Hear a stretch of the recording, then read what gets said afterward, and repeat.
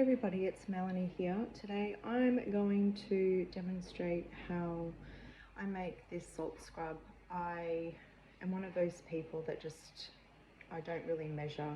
So you can mess around with portions and ingredients as in what you use to scent it.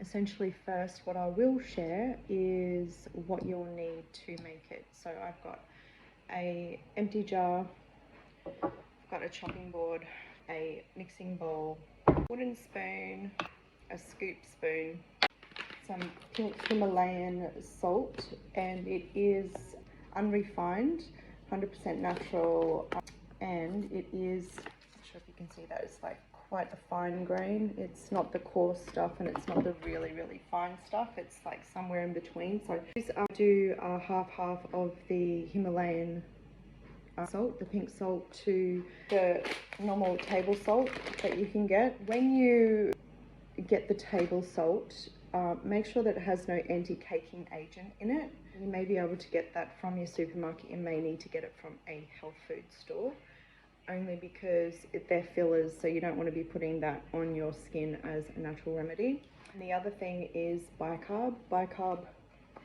soda.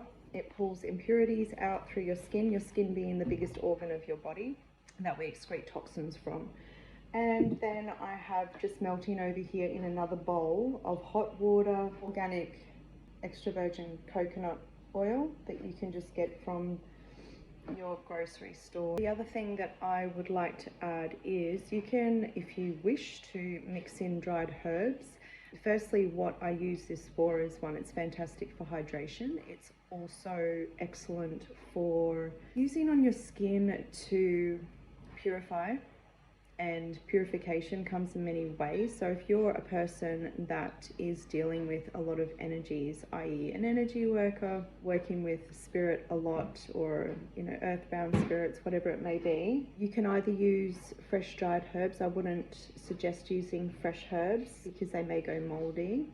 Even though it has the salt in it, it's best to use dry herbs. If you're going to use herbs, you could use rose petals, dried rose petals, rosemary, peppermint, whatever it is that you feel to anything that is like a cleansing, has a cleansing property. So rosemary is a good one, peppermint's a good one, eucalyptus, tea tree, if you have access to those natural herbs, and rose petals are another one. Use it at the end of the day, sometimes just at the end of a session.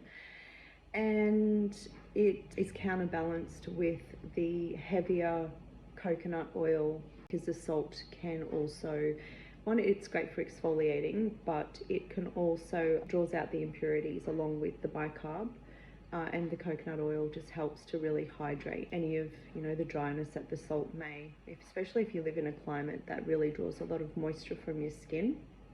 And so I'll do the wash and then just leave it on, wash it off and then leave the excess oil and just pat myself dry after a shower.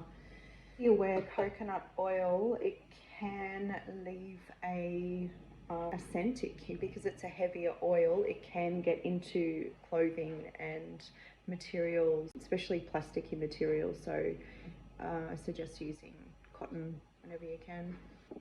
The other thing I'm going to tweak this with is I was gifted a certified organic nut oil sugar scrub, but it has lime in it. Lime is the other one that's really good, like for cleansing. Lemon, grapefruit, any of the citrus. Some of them I put like grounding essential oils in, frankincense, Palo Santo, although I don't really recommend that, because if you're somebody who really cares about the earth, you would be well aware that they are not being ethically sourced. So basically they're destroying, not respecting the spirit of Palo Santo.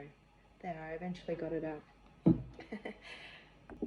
Okay, as you can see, this is my half attempt of the Himalayan pink salt.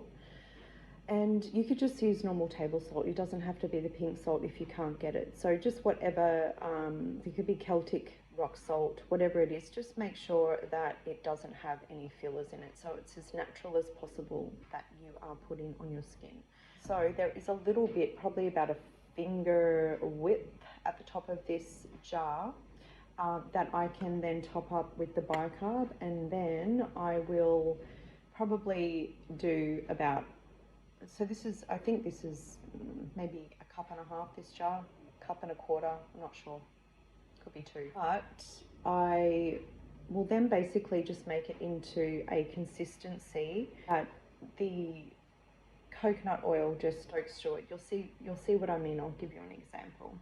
The point of me sharing this sugar scrub is, one, to remind me about the lime, and two, if you have any sugar scrub, you can also add that in. It has a really beautiful scent. It's from a company called Pure Fiji. Obviously, it comes from Fiji, and they are all organic. And just be careful as well, you know, or not careful, but mindful that whatever you put on your skin is going to absorb into your skin, being that it is, again, the biggest organ of the body. So not only does it pull stuff out, it absorbs stuff in. So some people, you know, get really strict with sugar and it can actually absorb through the skin. If that's not your jam, then so be it. Don't use the sugar scrub, but I'm going to add a couple of tablespoons in with this just because it smells really great.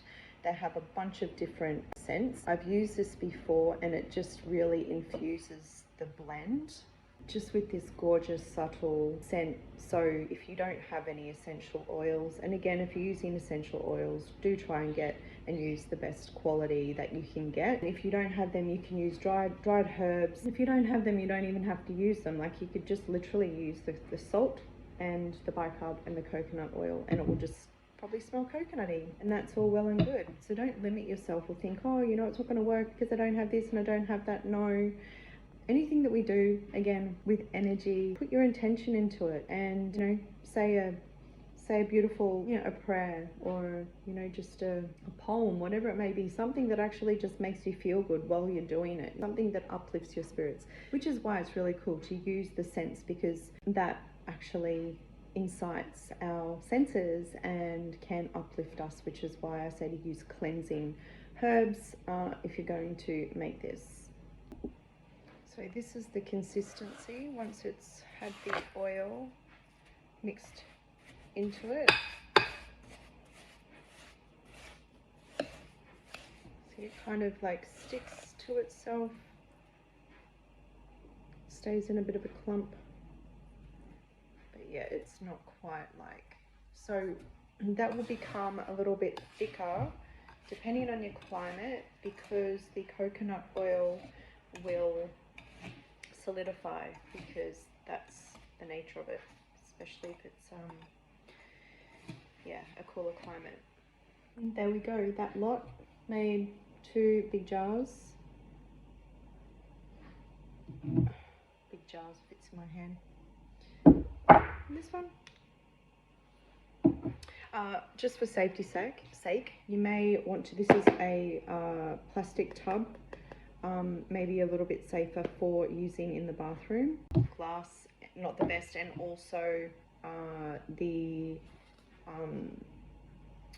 lids have been known to rust from the salt as well. So I would recommend using the plastic tubs. I'm just using what I have on hand, and I go through it pretty quickly. The lids don't get to rust. So, but I have had some in the past that I've made, and the lids, they go a little bit rusty because of the salt. Anyway, I hope you enjoyed this, and I'd love to hear how you go if you use it, if you make it, come up with any cool concoctions or experiences that you have after using it. There's been times where I've recommended that my kids use it, my daughter especially. She's very sensitive, and she literally will come out of the shower and just be like, oh my gosh, I feel like a brand new person. So this is, it's simple, but it is really, really powerful, especially if you use it with intention.